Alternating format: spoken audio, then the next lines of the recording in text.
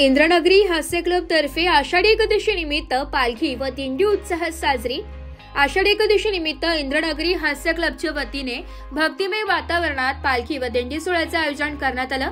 इंद्रनगरी पासून प्रारंभ झालेली ही दिंडी संत ज्ञानेश्वर महाराज व संत तुकाराम महाराज यांच्या जयघोषात निघाली।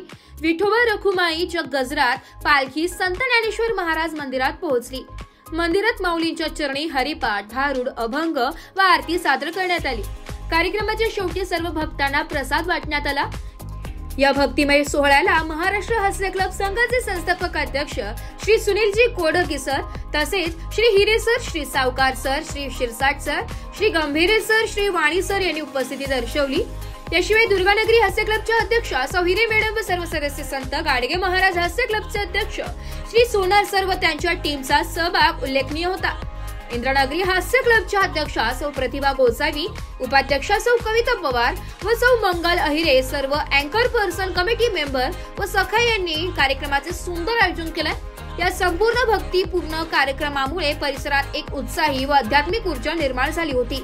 आषाढ एकादशीच्या निमित्ताने सर्वत्र विठुनामाचा जयघोष होत आनंदमय वातावरण अनुभवायला मिळाले। नाशिक लोकशाही न्यूज साठी कमलेश वाघ, नाशिक।